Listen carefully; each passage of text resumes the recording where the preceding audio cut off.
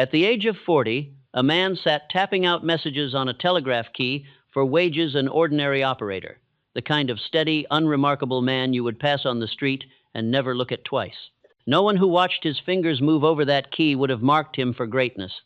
He had spent the whole first half of his life doing modest work for modest pay, and by every rule the world lives by, his story was already written. He was, they would have said, a man whose best years were behind him. His name was James J. Hill, and every single thing the world remembers him for happened after that age. I did not stumble upon this. I found it by studying the lives of thousands of men and women who accumulated riches and rose to power, and the pattern was so consistent that it stopped me cold.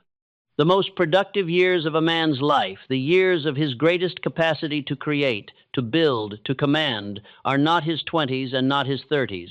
They fall between 40 and 60. The very years the world has trained you to dread are the years it was built to reward. You clicked because something in you refuses to believe your best time is spent. It is not. Your best decade is still ahead of you, and in this hour, I'm going to show you exactly why certain men and women grow more powerful with every passing year, while others grow smaller, and how to make certain that you are counted among the first. Part 1, The Man at the Telegraph Key. Let me stay a moment longer with that man at the key, because his life carries a lesson the whole world has gotten backward. Picture him, 40 years old, seated at a telegraph instrument, sending and receiving the messages of other men, earning a wage that kept him and no more. If you had asked the sensible people around him what his future held, they would have told you the truth as they saw it, that he was a settled man, a middle-aged man, a man who had found his level and would live out his remaining years about where he stood. And they would have been utterly, completely wrong, because James J. Hill's stupendous achievements, the railways, the fortune, the empire of commerce that made his name, all of it came after the age at which they had already written him off. Now, I did not build my life's work on the strength of one man's story. When I first observed this pattern, I did not trust it. It ran against everything I had been taught, and so I did what any honest man must do. I went looking to see whether it held. And I found, in the careful analysis of thousands upon thousands of men and women who had been observed over the length of their lives, that it held with almost frightening consistency. The average man does not reach the period of his greatest capacity to create until somewhere between 40 and 60. Real quick, I want to step out of the lesson and just talk to you. We hit 300,000 subscribers, and honestly, I'm a little lost for words. Every one of those is a person who let me be a small part of their day, their journey, their hope for something more. That's sacred to me. And if you're one of them, I want you to really hear this. You are exactly where you need to be among people who believe in the same beautiful possibility you do. You're not behind. You're not too late. You're right on time. Thank you for being here. It means the world. By the way, if you still have not checked the first link in the description, I highly encourage you to do so. You can get an auto-suggestion sheet for completely free, so go and grab it now. The years between 40 and 50 are, as a rule, the most fruitful of a man's entire life. The biographies of the industrialists and the financiers, the men who built the fortunes and the institutions that shaped a nation, are simply filled with this evidence, page after page. Do you understand how strange this is, set against what the world teaches? The world teaches a man to begin fearing his own decline at 40.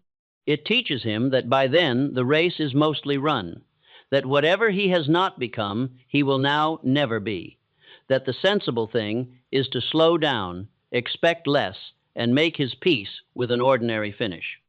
And I tell you that this teaching is not merely discouraging, it is false, and it is a costly falsehood, because the man who believes it slams the door on his own most productive years out of sheer misinformed dread. He surrenders the harvest just as the crop is ripening and calls his surrender maturity. So here is what I intend to do in the hour we have together, and I want you to hold me to it. I am not going to flatter you with the comfortable lie that age does not matter, of course. It matters. It matters enormously, but not in the direction you have been taught. I am going to show you why certain men and women become more powerful with every year that passes, and why others, in the very same years, grow weaker and smaller and more afraid. There are laws underneath this. There always are. And once you see the laws, you will understand that whether your remaining years enlarge you or diminish you is not a matter of the calendar at all.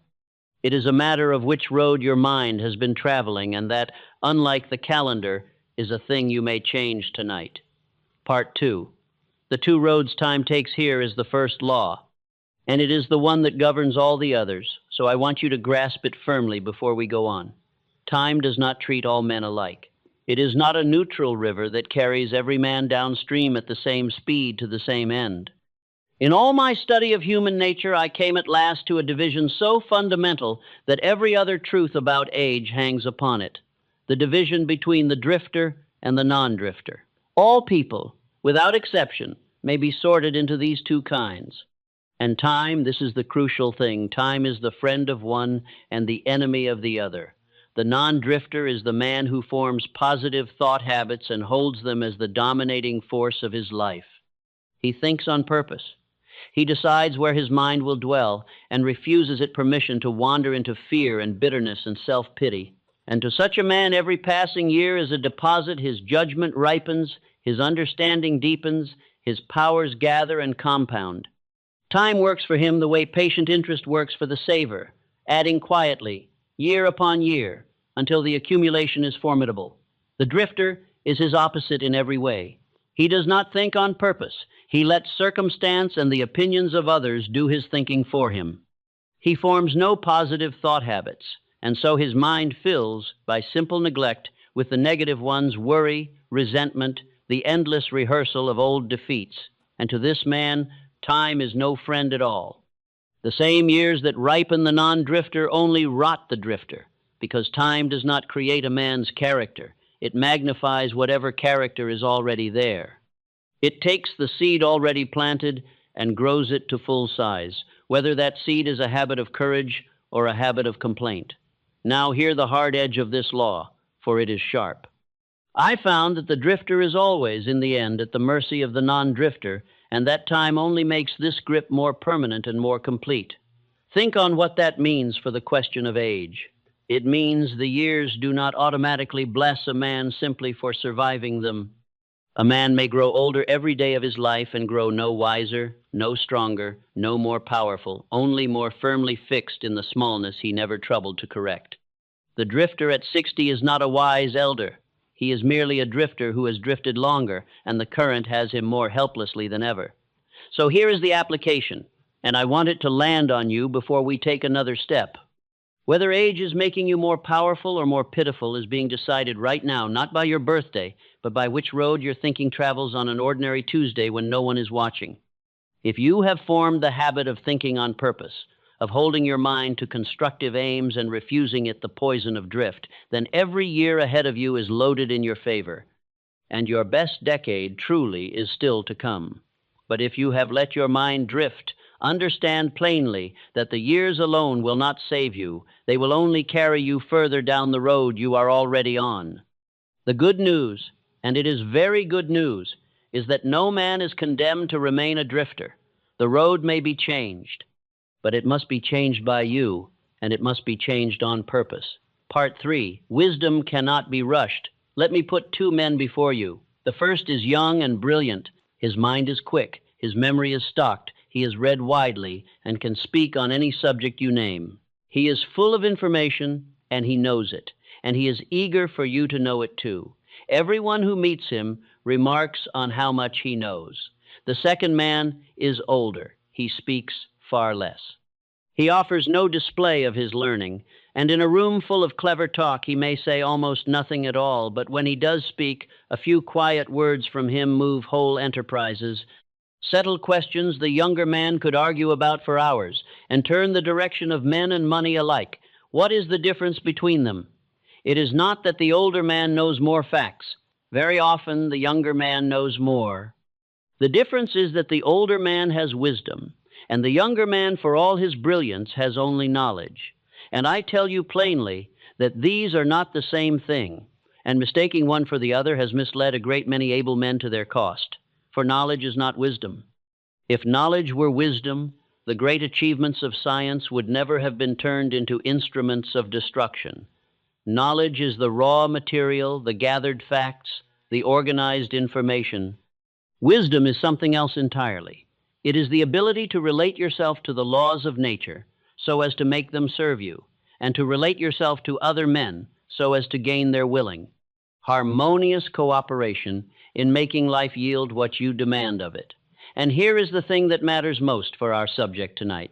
Wisdom comes only through the lapse of time. It cannot be inherited. It cannot be handed from one man to another the way a fact can be taught. The young possess it only in the most elementary matters, and no amount of cleverness can leap the gap. It must be lived into. But I must guard you against a lazy misreading of this, because it is the mistake most men make, and it ruins them. Do not imagine that the mere passage of years forces wisdom upon a man. It does not. Time does not thrust wisdom on anyone. Wisdom comes only to the non-drifter, only to the man who forms positive thought habits, and who actively desires wisdom and reaches for it through voluntary effort. The drifter grows old without it, no matter how many years he piles up, because he never once turned his experience over in his hands to find the lesson hidden inside it. He had the experiences, he simply never distilled them. Two men may live through the very same 40 years. And one emerges wise while the other emerges merely older, and the difference is entirely in what each man did, in the quiet of his own mind, with the years he was given. So here we come upon the first great advantage that rightly belongs to age, and it is an advantage no young genius can borrow, buy, or hurry. It is the accumulation of wisdom, that ripened judgment that lets a man read a situation at a glance, deal justly and effectively with other men, and align himself with the laws that govern results. And observe when it arrives. The majority of those who acquire wisdom begin to acquire it only after they have passed the age of 40. Why then, and not before? Because before that age, the ordinary man is fully occupied, gathering knowledge and organizing it into plans heads down, accumulating with no attention left over to distill that knowledge into wisdom. The gathering must come first. Only afterward, in the fruitful years, does the man who has chosen the non-drifter's road begin to convert everything he gathered into the quiet, formidable power of understanding. Your accumulated years, if you have used them as a non-drifter uses them, are not a weight you carry. They are a fortune you have been saving, and it comes due in exactly the decade the world told you to fear. Part 4, The Fear That Ages, a Man Before His Time. I must now name an enemy directly, because it is the enemy that steals the very years we have been praising, and it steals them not by taking a man's time, but by poisoning his mind about it. Among the 6 ghosts of fear that haunt the human race, there is one that does its cruelest work precisely at the threshold of a man's most powerful years. It is the fear of old age. And I want you to understand something that will sound strange until you have lived it. This fear does not wait for a man to actually grow old. It ages him long before his body has any right to be called aged. A man in the full vigor of his powers, with his richest years spread out before him like an unharvested field, will let this fear into his mind at 40. Everything I'm teaching you comes down to one promise. You can become rich, but only once your mind is wired to attract money instead of repel it. And the fastest way to start that rewiring costs you nothing. I've put the exact daily script that programs your mind for wealth onto one free page. Go to the description right now and grab it. That's your first real step out of broke thinking and into the mind that pulls money in. Links in the description. And from that moment he begins to shrink, to hesitate, to speak of himself as a man on the decline, and by believing it, he slowly makes it true. Let me show you where this fear comes from. For the first step in killing an enemy is finding out how you acquired him. It grows chiefly from 2 roots. The first is the dread of poverty in one's later years, the grim picture of dependence and want, of having one's declining years spent in hardship, which throws a chill into the mind of every man who lets himself dwell on it. The second root is older and crueler still. The false and fearful teachings handed down through the generations, which painted age itself as a thing of decline and dread, mixed well with fire and brimstone, cunningly designed to enslave men through fear. A man drinks in these teachings through no fault of his own, before he is old enough to judge them, and they lie waiting in his mind until the 40th year comes to wake them. Now let me hold up the symptoms of this fear, because I want you to recognize them in yourself if they are there, and to recognize them for what they are, which is self-inflicted wounds and not the natural marks of age at all. The first symptom is the tendency to slow down and to develop an inferiority complex right at the age of mental maturity, around 40, falsely believing oneself to be slipping when in plain truth one's most useful years, mentally and spiritually, are just beginning. The second is the habit of killing off one's own initiative, imagination, and self-reliance. By declaring oneself too old to use them, a man simply stops exercising the very faculties that were about to reach their peak, and then points to their disuse as proof of his decline. And there is a third symptom, a pitiable one, the man or woman of 40 who begins dressing and behaving in imitation of the young, affecting the mannerisms of youth in a desperate bid to seem what they no longer are, and thereby inspiring only ridicule in friends and strangers alike. Do you see the tragedy in every one of these? Not one of them is caused by age. Every one is caused by fear of age. The man does not slow down because his powers have failed. He slows down because he believes they have, and the belief does the damage the years had not yet done. He does not lose his imagination to time. He throws it away with his own hands because he has been told men his age no longer possess it.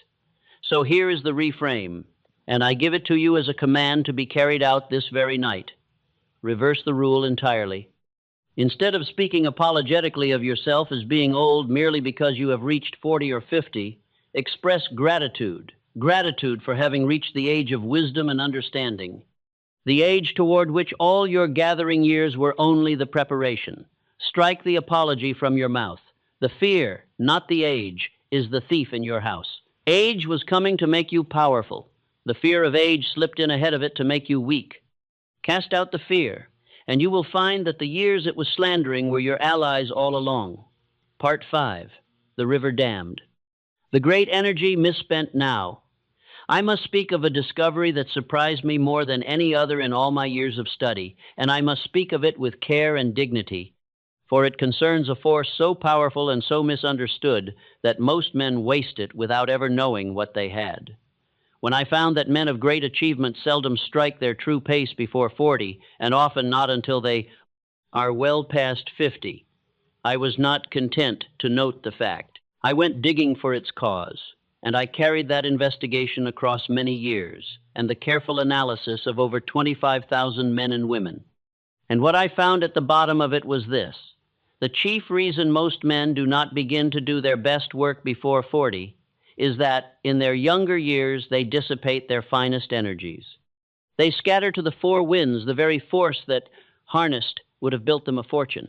Every man is born with a powerful creative energy, an inborn, natural, driving force, the strongest and most impelling of all the human urges. It is the fuel of ambition, of enthusiasm, of the whole capacity to act and to create. And here is the tragedy of the younger years. Most men never learn that this force has any use higher than its most obvious physical outlet. They spend it wildly and thoughtlessly, sowing their finest force to the winds through sheer overindulgence. And this is the very habit from which came the old phrase about a young man sowing his wild oats. The energy that might have driven a great work is squandered in the years when it runs highest, and only later, if at all, does the man discover what he threw away. Let me give you the picture I have always found truest. It is one I have used before, because nothing else captures it so well. A river may be dammed and its waters held and controlled for a time, but the river does not cease to press against the dam. Its nature is to flow, and if you hold it back in one place, it will force an outlet somewhere. The powerful creative energy in a man is exactly such a river. It cannot be destroyed, and it should not be. The desire is natural and right, but it can be directed. The wise man does not attempt to dam his river to no purpose, nor does he let it flood wastefully over the fields of his youth. He digs a channel. He gives that mighty current an outlet through creative effort, through his work, his aim, his building. And by that single act of redirection, he lifts himself toward the status of genius. For the man who learns to take that whole driving force and pour it into his definite purpose has laid hold of the most powerful engine a human being possesses. And now you see the hidden machinery behind everything we have said about the fruitful years. Somewhere around 35 to 40, the man who is going to amount to something learns often by accident, often without even understanding what he has learned, to stop scattering his force and to channel it into his aim. And the moment he does, he notices something he cannot explain. His powers of achievement suddenly and mysteriously increase. He does not know why. He only knows that work which once exhausted him now flows, that ideas come, that he can drive at a thing with a concentrated power he never had in his scattered younger days. That, and not mere survival, is the real engine of a man's most productive years. The energy was always there. What changed is that at last he stopped wasting it and began to aim it. Part 6, when force marries judgment. But raw energy, however powerful, is not by itself enough, and here is where age performs its finest work of all, adding to a man's force the one thing his younger self could never supply. Consider what pure driving force is like when it stands alone, ungoverned. It is like a cyclone. It is mighty. Yes, there is no denying its power, but its power is wild and often uncontrollable. A young man driven by sheer intensity, with no steadying hand upon it, is capable of enormous effort, but his effort is frequently disorganized, distorted, scattered in 10 directions at once, and it can be as destructive to him as it is to anything in its path. The force is real. What is missing is the governor. And no man, however gifted, can manufacture that governor by an act of will in his 20s. It is one of the things that comes only with the years. For this is what the passing years do, and it is quietly magnificent. As a man matures, nature herself begins to harmonize his raw driving force with the deeper, steadying emotion of settled love and affection, and the result of that marriage is a transformation in the whole quality of his power. Where before there was only intensity, now there is calmness of purpose.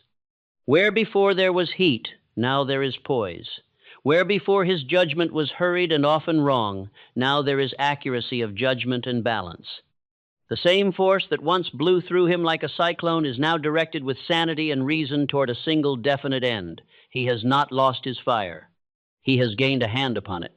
Let me set the two men before you, and they are, in truth, the same man at two ages. The younger man is all capability and no control. He can work furiously, care intensely, throw himself at a thing with everything he has, and watch it come to nothing or to harm, because his energy has no discipline and his judgment has not ripened.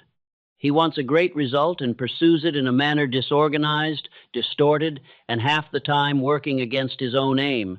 Now look at that same man 20 years on. The fire may burn a little lower, but every flame of it is aimed. His force is married to judgment.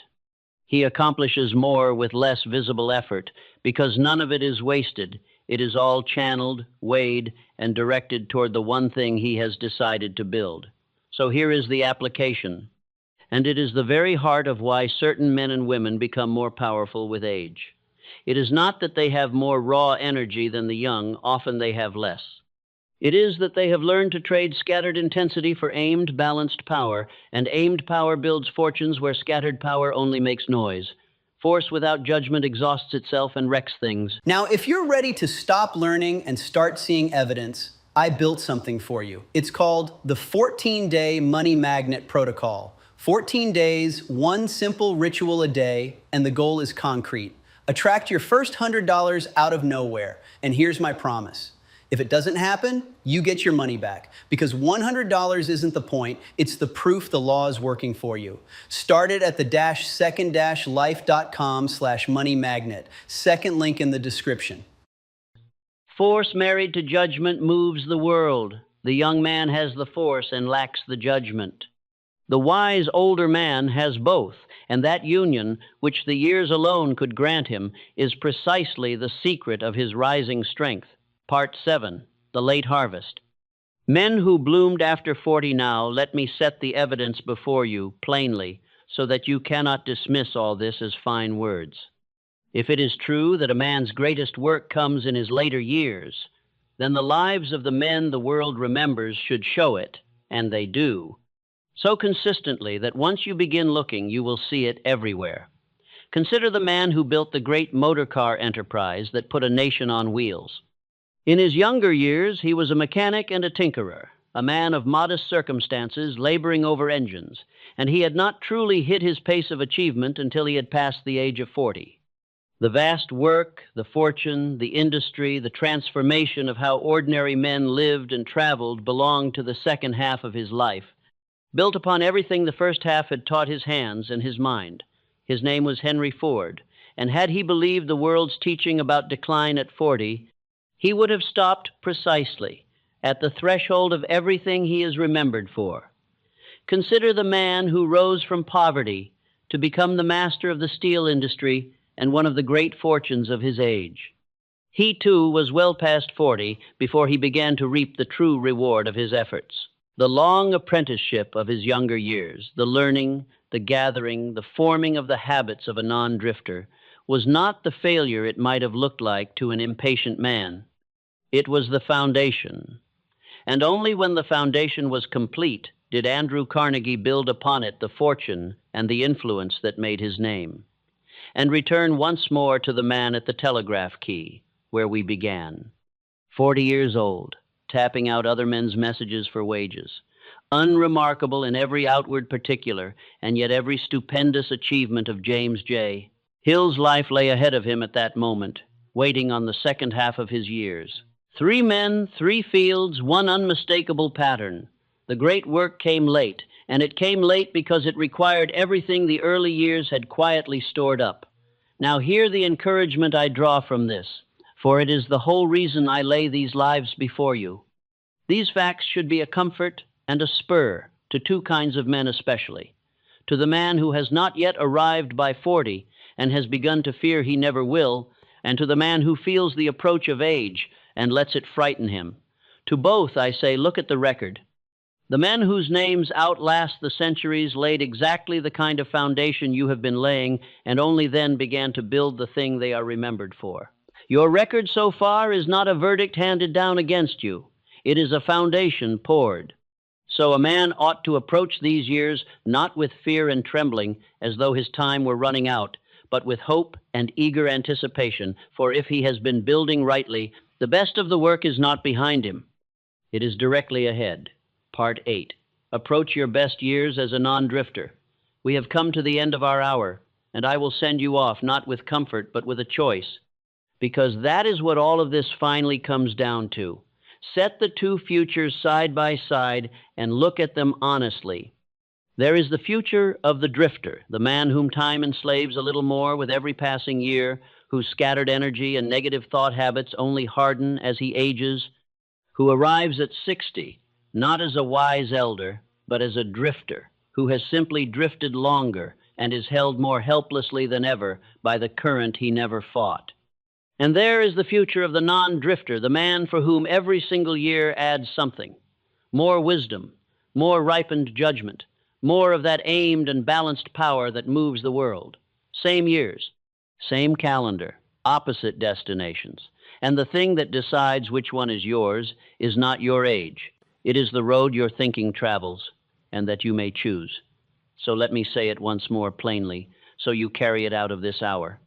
Your best decade is still ahead of you, but only if you meet it as a non-drifter. It will not bless you for merely surviving it. It will magnify whatever you bring to it. Bring it a definite chief aim held with fire.